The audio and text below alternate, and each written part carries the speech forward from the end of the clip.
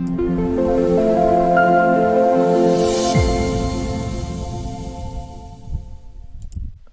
everybody, this is Justine Case from America Newscape, rejoining our friend Scott Dudley. Hello Scott, welcome back to America Newscape.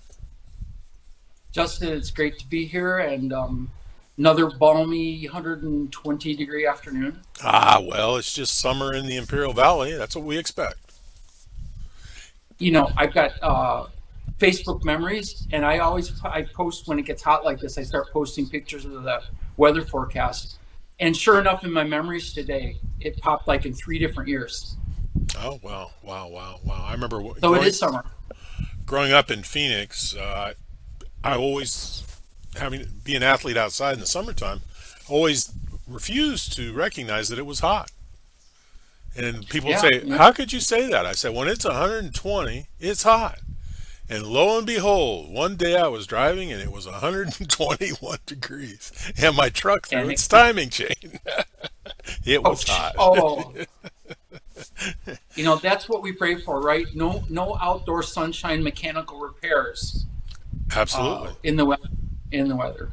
And we pay pilgrimage to our AC repair guy, wherever he is, because we need him. Right.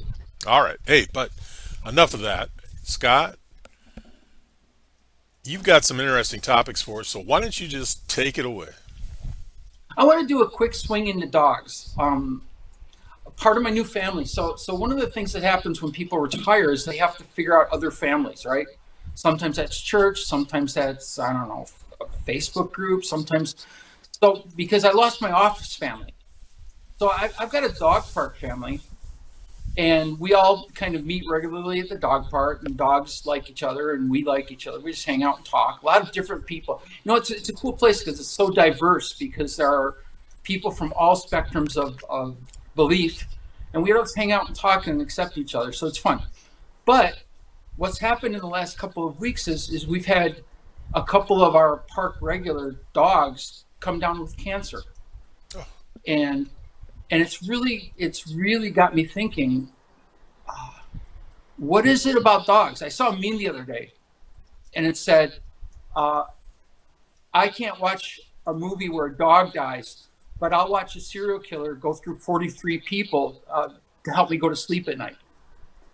And that's really almost where it's at. It's like dogs have some special place, relatively speaking, in our hearts, that makes their lives so special, that makes their relationships so special. So I've been thinking about that. We know that a lot of us believe dogs show us unconditional love, and they really do, but not all dogs. There's some just angry, unhappy dogs out there. It's a great topic, and I think the human beings' bond to dogs goes back to prehistoric days. Oh, absolutely. I mean, that's why wolves kill dogs, because the dogs gave up their place in nature to come to the hearth, to give up their independence for domestication. You know, much as we did in the United States as citizens, but another story, another topic, another day. But I think, so my point, I guess, where I go is that dogs are different than, say, cats. Dogs don't seem to be aware that we love each other right now, but it's day by day, and it's not going to last forever, where cats really seem to have grasped that. Yeah. Every time a dog looks at you with love, it's like forever. It's like, I'm always going to be your dog. We're always going to be together. And I think that's kind of what makes dogs passing so tragic. Well, I think you're right, and I think we all yearn for that in our human relationships as well. You know, whether it's a friend, loved one, children, and sometimes we come up anticipating that. I find humans decidedly tougher in terms of getting that type of unconditional dog votion. Dog votion. Dog votion. Yeah, well, you're right, Scott. But yeah, and I can't help but imagine that since you have a community at the dog park, that doesn't affect everybody at the dog park, all the dogs, all the dog owners. And that's an interesting dynamic. It really is, because if that dog gets put down that just went to the doctor today, will that person who's a dear friend of this community come back again? Well, hopefully. Will they come without the dog? Will they get another dog? You know, we spend every day talking for an hour or so, so the relationships get pretty close. Well, they won't come without the dog. And it's like a fully dressed person at a nudist colony. They just don't, they wouldn't feel comfortable. My dog actually barks at people who come without dogs because her rule is that you need to have a dog to be in the park. Danger stranger. Well, that's But cool. you know, but it's funny because I'm kind of changing my view on dog ownership too.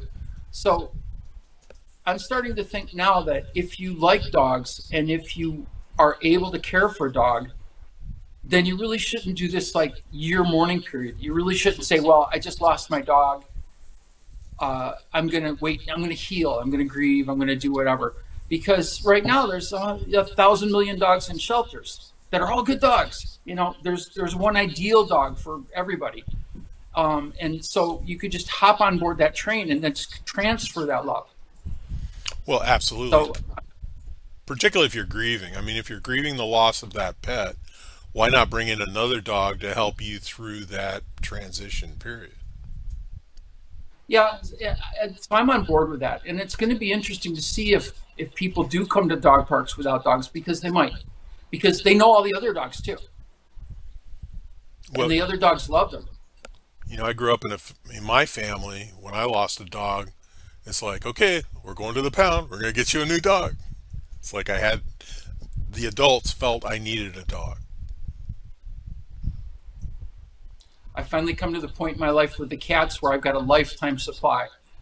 I will never have to go back. Never have to go back and find anymore. Well, once you speak cat, they find you. I mean, the stray cats Right. show up, start talking to you. Wouldn't you like to own That, me? that's actually how I've gotten most of my dogs too. They've just shown up. Somebody's just dropped off. This dog followed me home from the park. I can't find a home for it, and do you want it? And I'll be like, okay. Well, It's, my current dogs are dogs that just fell into my life without me even doing anything. you know, before Caesar Milan snuck into this country, my father was the original dog whisperer. Because wherever he went, even as an adult, when he went to college, he had a dog, followed him to work, followed him to the dorm, followed him home, mourned him when he went to World War II. As when he was 60, he would show up at the office with a dog, and I'd say, what are we going to do with the dog? Well, he was on the freeway. I just opened the door and he jumped right in. And that was the case. They would just jump right in. Yeah, it's the universe works in strange ways, right? Right, absolutely. And I feel for the dog park people, and I hope that the owners can sort through this as painlessly as possible, but I know it will be hard for them. And Well, they're lucky to have you out there, Scott. You can help them through this time. you know, we were talking today about how do we support the person if, in fact, their dog has to be put down, which may be really happening with cancer. And it's hard because it's hard to get to that person and reach out, and there's no process in place in the dog park. So I guess my role now is saying we should have a process, because ultimately, if we come here for years and years, our dogs are going to pass, and there's got to be a way to kind of validate that and help people get through if they need that help or support them in whatever way. I have a suggestion. I think everybody that goes to the dog park needs to give those people hugs, and that will encourage them to go out and get another dog, because they don't want to be hugged by all of you people. I will take that. I will take that out. I'm not going to take credit for it when I walk out with that, but I'll definitely see if that catches fire. Well, we all relate to it, particularly pet owners. We all relate to it, and you know, some people internalize it, and some people take it way too harder than some of us can understand. But a lot of people think these pets are their children.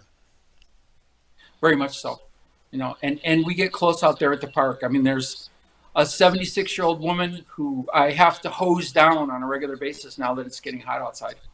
So Yeah, well, hosing down women We're at all the close. dog. Yeah, well, all close. And everybody That's a, outside, you know, everybody I was outside of going to say, this. let's dance. Yeah, exactly. Everybody outside of this area needs to realize the dedication of people taking their dog to the dog park when it's 105 degrees at 11 o'clock in the morning. Because you can't walk them in the afternoon because they're going to burn their feet. Yeah, absolutely. You know, But but go ahead, Scott. but that's a good segue. I mean, dogs are cool, but I also want to talk today about transactional relationships. So, segueing from dogs and people, it's like, what do we do for people? What do we do for others, our loved ones? And what kind of payoff do we expect? Am I nice to my wife because I don't want to sleep on the couch? Am I do I open the door for old ladies because I think St. Peter's going to let me in the door of heaven? What motivates behavior and where are the payoffs? And is there anything at all that is transactional, that you're not doing it for any sort of payoff one way or the other? Well, I would say in my case, being courteous and opening doors for anybody and holding doors open for anybody is learned behavior. But when somebody cares, smiles, and says thank you, that's the payoff. So There now you go. now as an adult, I continue it. But when I was hit over the head and told to do it as a child, it became learned behavior, and now I'm happy that I have that as part of my arsenal of getting along with people in the world. Well, and sometimes you're doing the right thing, and just being able to tell yourself, I'm doing the right thing. Putting the grocery cart back up by the door for the next person who gets it, or whatever you're doing. It's the right thing to do. And if somehow everybody did the right thing, life would be a little bit more kind. Well, it's like, I've always said that road rage is the thing that goes on out there, but I refuse to participate in it because there's no benefit to it. There you go. Other than shooting up your blood pressure or whatever else. Yeah, it's just, there's people that drive like idiots and let them do that, but they're not going to upset me. If they hit me and total my car, then I'll temper my views on that, but there's just no point. And we know so many people that will harbor a road rage incident for days. Can you imagine? No, I can't. They're obsessed by it. And, you love your wife, which there's no doubt about that. So think of all the benefits that come with that. Granted, there might be some challenges from time to time, which we all experience in all Sure. relationships, but what a wonderful gift that she lets you love her. If I behave appropriately, right? And there are boundaries, and that's part of to me, that's part of the transaction. I have to keep my end of the bargain. Well, absolutely. And it's like all of us, parents with children, everything. So, okay, give us some more. So you're convincing me that all of this, everything that we do, we derive some sort of benefit from it, correct? I really got to that spot when I started thinking about it, because every time I found like, oh, this is pure altruistic. I'm just doing this for, the joy of doing something good. I was like, oh, wait, the joy of doing it good is actually my payoff. Well, yeah, and a lot of us don't understand it speaks to the identity of people because they find happiness in things that we can't comprehend, whether it's witchcraft, religion, and some of us can't relate to that, but they indeed find that satisfaction. And typically it's transactional, right? So if it's witchcraft, you got to follow the spell. If it's a religion, in theory, you should be following some basic tenets of that religion. Well, and if that religion has you dancing with rattlesnakes, I still think you might need therapy. Well, if you've got a much bigger faith pill than I have to take. It's like that cobra charmer. You know, every once in a while we lose a cobra charmer.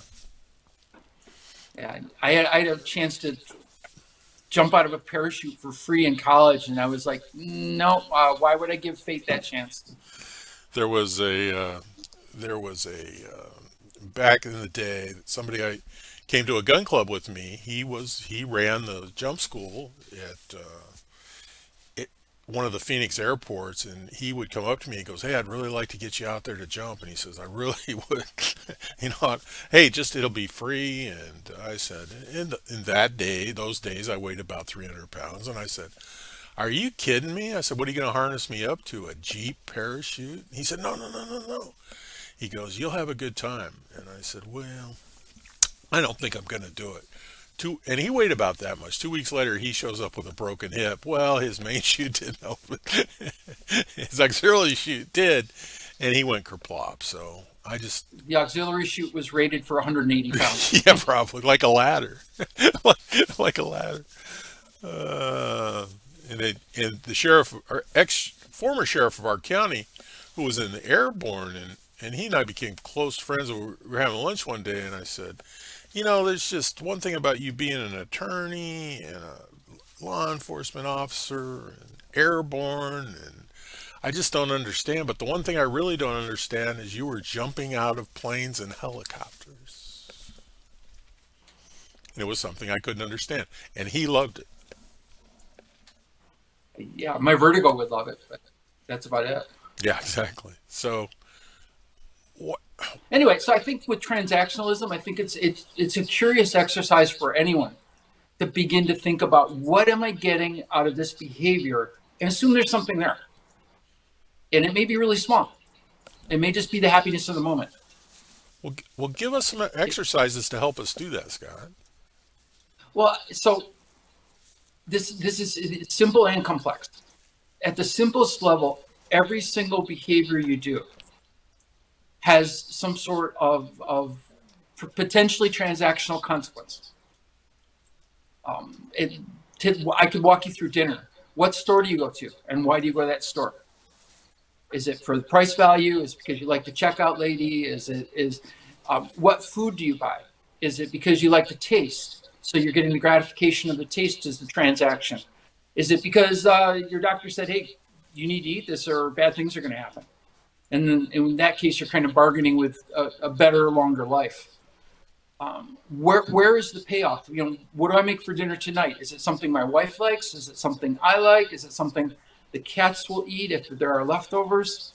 You know, where is the value to that? I think for me, the best challenge is the feral cats, because feral cats hate me. They do not like me. And yet I'll go to the store in a couple of days, and I'll buy 5 pounds of chicken because it's cheaper than cat food. And then I'll cook it all up, and I'll give them a couple chicken legs a night.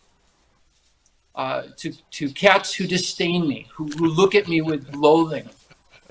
And so where's the transaction there? I'm like paying them to hate me.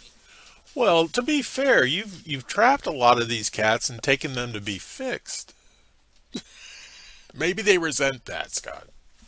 You know, a lot of them trap, neuter, and so I did it with the kittens, but the ferals that I am serving right now are trap, neuter, and release. So they're all neutered, and they may be mad at me about that. Well, I took them out of their natural life pattern, but they live longer. And you imposed your will on them, and you found satisfaction in that. That concerns me.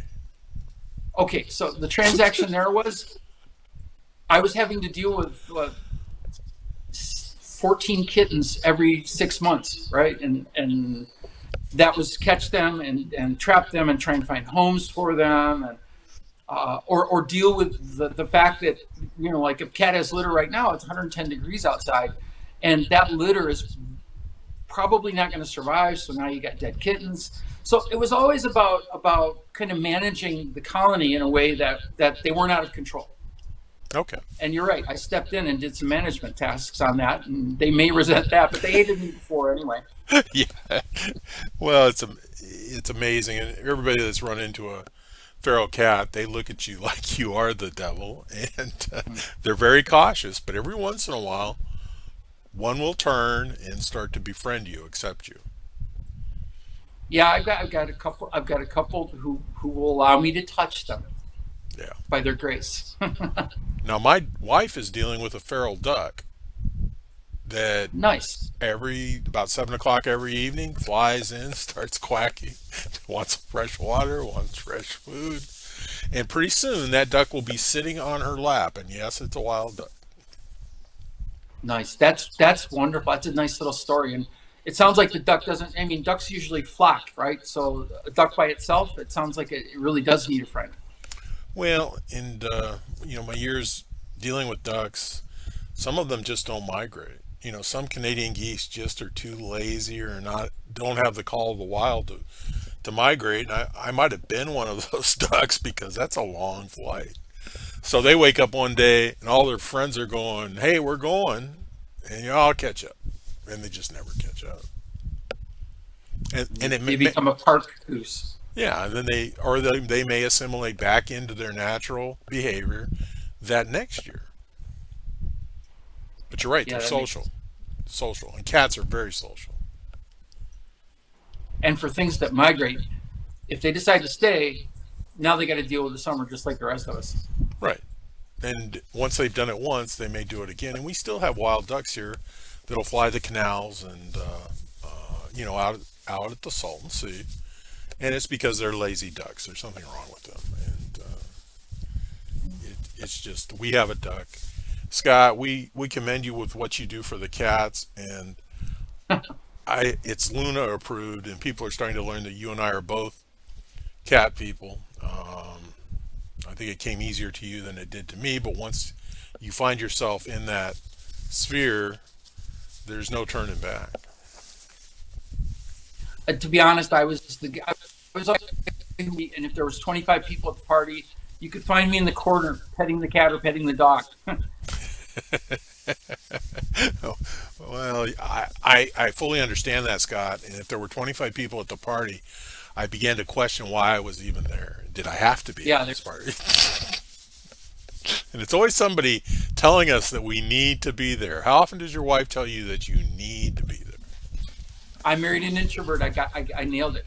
Oh, cool. Cool. So we take turns deciding which one of us is going to have the best excuse to pull out of an event. I understand. Hey, Scott, before we get out of here, let's just make me understand this give and take situation a little bit better, and